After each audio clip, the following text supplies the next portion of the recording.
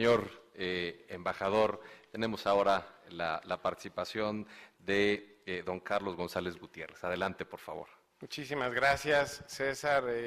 Para mí un honor compartir el panel con tan distinguidos expertos en materia electoral, con la senadora, con el señor fiscal y el señor magistrado. Contigo, César, muchísimas gracias por la invitación. Gracias, y creo que aquí hablo a nombre también de mi colega Paco de la Torre, cónsul general de México en Dallas. Gracias al INE por la invitación. Ha sido muy ilustrativo estos 2 días. No solo los paneles de hoy, sino también los de ayer enriquecieron mucho nuestro trabajo. Y sí quiero comenzar con un agradecimiento muy particular de nosotros los cónsules hacia el INE y en particular hacia el Consejo General y en particular hacia los consejeros que decidieron, muy probablemente algunos de ustedes ya, esto es noticia vieja y ya no se acuerdan, pero a principios de año decidieron suspender la construcción de un nuevo edificio y con el apoyo legislativo destinar $50 millones aproximadamente, que eso iba a costar, regresárselo al erario y destinarlo mejor a ofrecer protección a los mexicanos en Estados Unidos. Estas comunidades han sido las principales beneficiarias de esos recursos extraordinarios. A Paco, a mí y a los otros 48 cónsules de México en Estados Unidos nos ha tocado hacer uso de esos recursos de una manera muy transparente y responsable y dedicada específicamente, tal como nos lo indicó la legislatura, para servicios de protección. Así que permítanme empezar agradeciendo ese gesto. He escuchado opiniones muy respetables de que este edificio ya no es tan funcional. Yo lo veo muy bien, yo lo veo muy bueno y quiero agradecer de nuevo esa contribución. Gracias. Yo voy a ver. Listo. Yo voy a platicar sobre 2 casos muy específicos que me han tocado a mí vivir como miembro del Servicio Exterior, como cónsul general en Estados Unidos, y que creo demuestran sobre la manera en cómo la credencial electoral fortalece nuestras capacidades para ofrecer servicios de documentación y de protección a los mexicanos en Estados Unidos que mejoran su calidad de vida. Me parece muy pertinente venir a esta casa para mostrarles a aquellos que trabajan aquí la trascendencia del trabajo que hacen más allá de lo estrictamente electoral en materia de nivel de vida, mejorar la calidad de vida de nuestros migrantes. Un muy rápido repaso sobre lo que nosotros hacemos, quizás una manera muy simple pero clara de entender cuál es nuestra misión como cónsules. Por un lado es el principal mandato que tenemos, defender los derechos y los intereses de los mexicanos en nuestra jurisdicción consular, al amparo de la Convención de Viena. Por otro, promover los intereses y la agenda internacional de México, su prestigio, sobre todo a nivel estatal y local, tanto ante la opinión pública como ante autoridades locales a nivel estatal y local. El gran activo de la política exterior de México, nuestra ventaja comparativa, es la capilaridad de esa red consular. Como ustedes saben, hay 50 consulados de México en Estados Unidos. No hay ningún otro país que tenga una red consular de este tamaño en otro. Tenemos una larga y orgullosa historia de diplomacia consular en nuestro país y tenemos un servicio exterior profesional que ha creado cuadros ya muy especializados en la problemática de estas comunidades. Debido a las dimensiones de nuestra diáspora, el imperativo siempre, hablemos de la credencial del elector o de lo que fuera, nuestro imperativo es ser sistémicos, porque no es obvio cómo podemos ser de utilidad para una población tan significativa. Es una diáspora enorme, de aproximadamente 12 millones de personas, de los cuales aproximadamente poco menos de la mitad, 5.6, 5.8 millones, son indocumentados y se concentran, como sabemos, prácticamente en un solo país en términos relativos. Nuestro trabajo se facilita porque actuamos en una sociedad abierta como la nuestra, en un sistema político plural y abierto que ve bien la participación política a lo largo de líneas étnicas, que lo ve como algo legítimo.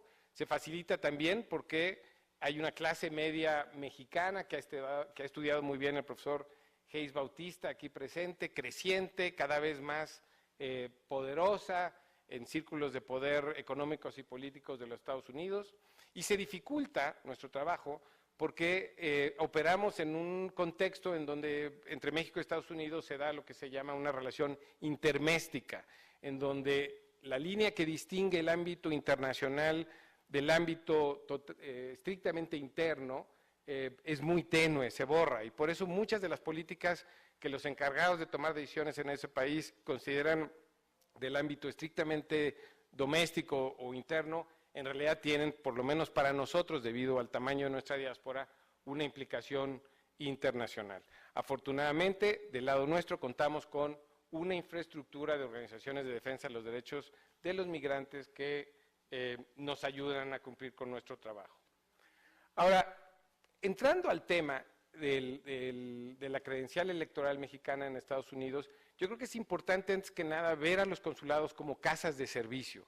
Nosotros estamos para ofrecerles servicios de documentación, de protección, de organización comunitaria, de promoción a los mexicanos que residen en ese país. Y específicamente la credencial de elector es un instrumento muy útil en tanto que nos permite, actuando como auxiliares del Instituto Nacional Electoral, ofrecerle a nuestros paisanos un activo, una herramienta que ellos valoran mucho porque les es útil en su vida cotidiana. Desde mi muy personal punto de vista, son 5 ventajas principales que tiene la credencial electoral y que ustedes pueden ver ahí. Primero, la obvia es una identificación oficial con fotografía. Quizás todos los aquí presentes damos por sentado la accesibilidad de ese tipo de documentos, pero si ustedes vivieran indocumentados en Estados Unidos, en donde es muy difícil obtener un documento de identidad oficial con fotografía que provenga del gobierno de Estados Unidos, prácticamente imposible, pues a los que se tiene acceso son fundamentales para poder identificarse frente a un policía, entrar a un edificio público, hacer cualquier trámite en un banco. Una segunda ventaja muy importante es que es gratuita. Tercero, en el caso de los mexicanos que pueden ir y venir, y acuérdense que ya la mayoría de los 12 millones de personas nacidos en nuestro país que viven en Estados Unidos son ya sea residentes legales o ciudadanos estadounidenses y por tanto pueden cruzar la frontera. Para ellos es muy valioso tener el documento que por excelencia se reconoce para cualquier trámite oficial en nuestro país. Cuarto, ofrece redundancia.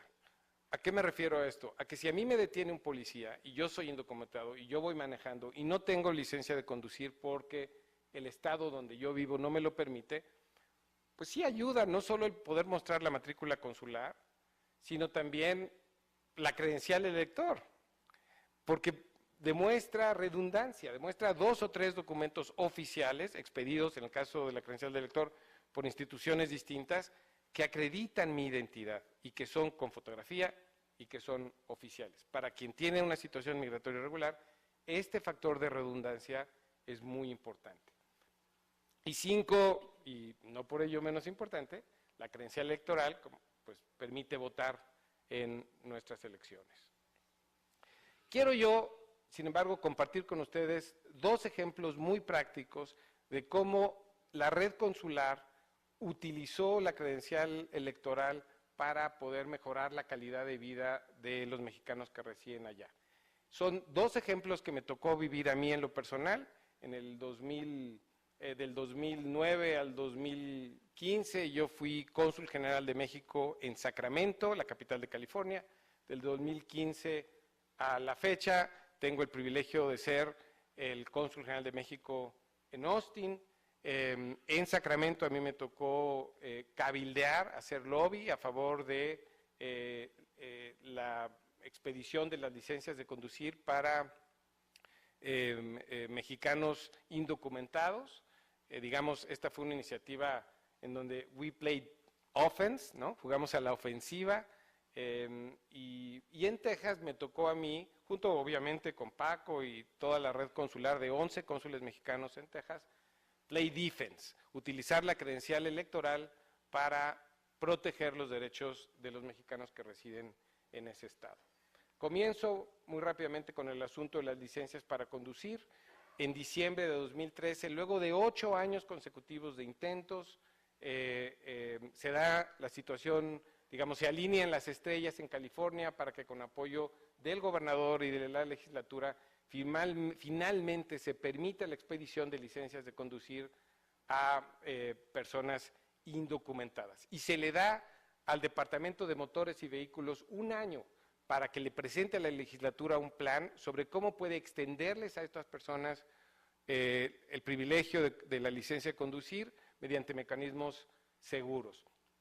La población que se podría ver beneficiada es muy significativa, 1.4 millones de personas que podrían beneficiarse por esta medida, y entonces lo que me tocó a mí como cónsul general de México en la capital de California fue iniciar prácticamente desde diciembre de 2013 una serie de negociaciones con funcionarios del Estado y con legisladores que actuaban como supervisores del proceso para que se aceptara la credencial electoral, la matrícula y el pasaporte como documento suficiente y único para probar la identidad. Fue un trabajo exitoso, más de 600,000 personas se beneficiaron el primer año y otros tantos se han ido beneficiando desde entonces. La Cancillería invirtió una serie de recursos para poder crear un sistema de verificación en tiempo real, mediante el cual se puede acceder a un semáforo que dice verde o rojo, dependiendo de si la matrícula, la credencial del lector es válida o no.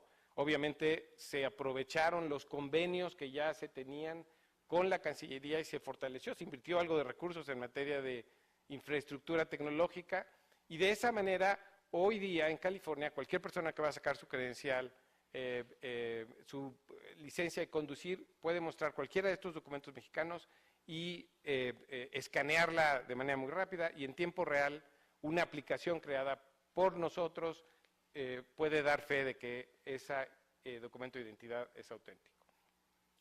El segundo caso que yo les comparto es el de las actas de nacimiento en Texas, en donde aquí jugamos, digamos, a la defensiva.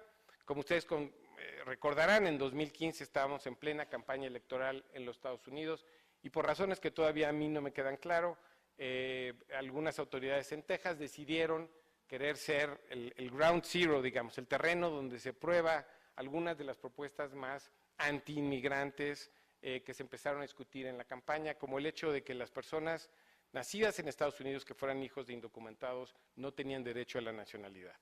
Como eso está plasmado en la Constitución estadounidense y no es fácil irse contra un derecho de ese tamaño, lo que en Texas se empezó a hacer fue, se empezaron a expedir regulaciones para negarle a los padres indocumentados de estos jóvenes el derecho a obtener una acta de nacimiento para sus hijos, si acaso no podían mostrar un documento aceptable. ¿Y cuáles eran los documentos aceptables? Pues los únicos que había eran estadounidenses. El pasaporte mexicano se aceptaba siempre y cuando tuviera visa, la matrícula no se aceptaba, la credencial de lector, que en ese momento se expedía solo en México, se aceptaba. Eran lo único que se aceptaba. Obviamente, para todo propósito práctico, los padres indocumentados de estas criaturas pues no podían registrar a sus hijos, hacer constar que fueran ciudadanos, representarlos ante las autoridades competentes para obtener servicios de educación y de salud, y por tanto era una instancia de una gran preocupación para nosotros porque se atentaba contra el derecho fundamental a la identidad de nuestros connacionales. Fue un caso que recibió mucha atención, ayer se comentó aquí en este mismo foro, y que ameritó que la Cancillería nos instruyera a presentar un amicus curiae, un amigo de la Corte, cuando un par de organizaciones de defensa de los derechos de los migrantes llevaron al Estado de Texas frente a un juez federal, el juez Pittman, para decirle que para todo propósito práctico se le estaba negando el derecho fundamental a la nacionalidad y a la identidad a personas que tenían derecho a ser ciudadanos estadounidenses por haber nacido en ese territorio. Termino diciéndoles que nunca pudieron acreditar el gobierno de Texas, sus abogados, los casos de fraude que supuestamente les obligaban a negar el derecho al pasaporte, a aceptar el pasaporte o la matrícula consular. El propio juez les dijo en la audiencia que celebró que esto olía a una medida en busca de un problema, porque Texas nunca pudo acreditar ese fraude masivo que se supone justificaba por qué no reconocer documentos que por excelencia demuestran la identidad y la nacionalidad de cualquier persona, no únicamente de los mexicanos.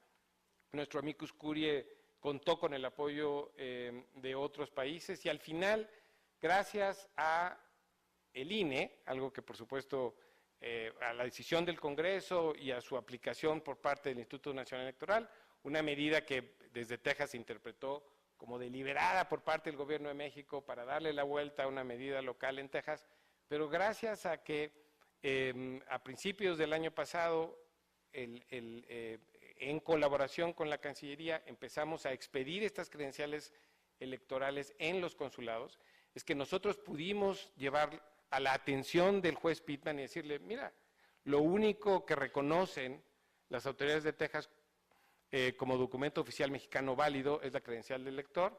Antes esta no se podía expedir en territorio estadounidense, ahora sí, ahora es el momento de que tú obligues al Estado de Texas a hacer honor a lo que se habían comprometido antes, cuando no sabían que lo íbamos a poder expedir los consulados. El juez Pittman los llamó a ambas partes e hizo claro que nosotros teníamos la razón y para todo propósito práctico, si bien nunca dejaron de insistir que la matrícula y el pasaporte no se podían aceptar, para todo propósito práctico se resolvió el problema. Termino porque ya se agotó mi tiempo con algunas consideraciones que yo sugiero que creo que pueden servir para reflexionar sobre el trabajo que hacen ustedes, que se hace en esta casa y que se hace en colaboración con la Cancillería. Bueno, en primer lugar, lo obvio, es muy difícil hacer política pública, es aún más difícil hacerlo en otro país, ¿no? Y sin embargo, ese es el reto. Debido al tamaño de nuestra diáspora, si nosotros queremos ser sistémicos, si realmente queremos ser relevantes, si queremos afectar el nivel de vida para bien de nuestros compatriotas, tenemos que involucrarnos en el proceso de formulación de política pública. Pero es algo muy difícil. Y generalmente solo podemos hacerlo cuando se alineen las estrellas. El gobierno de México, como cualquier otro gobierno extranjero, obviamente solo puede llegar tan lejos como la coyuntura y sus aliados locales se lo permitan. En este sentido, el trabajo que hacemos los cónsules es un trabajo de muy largo aliento, en donde se van tejiendo las redes que nos van a apoyar eventualmente a cumplir con nuestros objetivos y nuestros intereses, mucho antes de que las llegamos a requerir. Y creo que el trabajo que se ha hecho alrededor del voto de los mexicanos en el exterior da cuenta de ese tejido de redes que ahora ya empieza a rendir frutos en muchos otros sentidos. También creo que los dos ejemplos que mostré aquí ilustran cómo la obligación y el esfuerzo de acercamiento hacia nuestra diáspora no debe verse como la responsabilidad exclusiva de la Cancillería o de la red consular o del Senado de la República, sino del Estado mexicano en su conjunto. Y cómo las diferentes instituciones del Estado, actuando de manera coordinada, son realmente muy poderosas porque pues, el Estado mexicano tiene amplios recursos, ¿no? Y en ese sentido, si me permiten la expresión, nadie sabe para quién trabaja. La importancia que en esta casa se le ha dado a la construcción de bases de datos confiables, que respetando las leyes de protección de datos personales puedan eventualmente ser compartidas con las autoridades competentes de la Cancillería y de la red consular, es que han hecho posible que en un par de instancias muy concretas y muy específicas podamos haber expandido o al menos protegido los derechos de nuestros compatriotas. Muchísimas gracias otra vez por la oportunidad de participar.